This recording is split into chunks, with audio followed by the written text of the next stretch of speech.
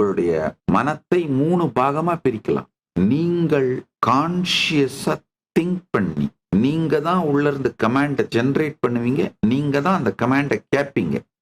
அது ஒரு பாகம். அது எப்பன்னா கான்ஷியஸா உட்காந்து தியானம் பண்ணும் பொழுது, இல்ல கான்ஷியஸா சிந்திக்கும் பொழுது, கான்ஷியஸா உங்களுடைய வாழ்க்கையை டிசைன் பண்ணும் பொழுது அப்ப நடக்கிறது. 2வது, யாரோ உள்ளுக்குள்ள இருந்து பேசிட்டு இருப்பாங்க, கேட்கறது மட்டும்தான் நீங்க. அன்கான்ஷியஸா ஒரு தாட் வரும், ஒரு கார் வாங்கினா என்ன, இந்த இதுதான் நல்லா இருக்குமே, பக்கத்து வீட்டுக்காரன் வச்சிருக்கான் பாரு, எதிர் வீட்டுக்காரன் மாமா ஒருத்தர் வாங்கிட்டாரு பாரு, மச்சான் பிளாட் வாங்கிட்டான் பாரு, நாமளும் வாங்கணும் பாரு, அப்பதான் மரியாதை இருக்கும் வரும். அதுக்கு உங்களுக்குள்ளேயே இன்னொரு தாட், அதெல்லாம் வாங்கினா அவ்வளவுதான், லைஃப் நாசமா போயிடும்.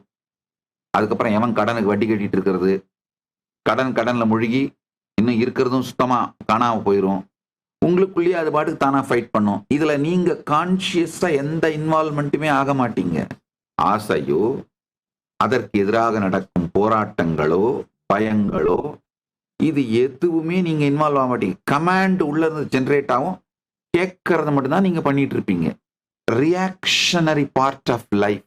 இது 2வது.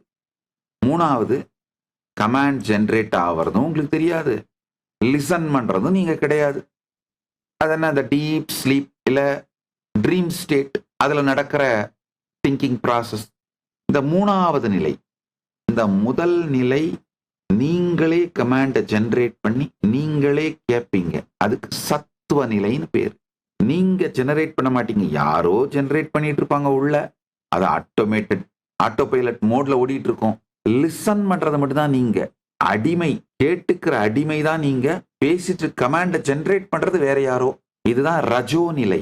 ஜெனரேட் பண்றதும் நீங்க இல்ல, கேட்கறதும் நீங்க இல்ல. அது தமோ நிலை.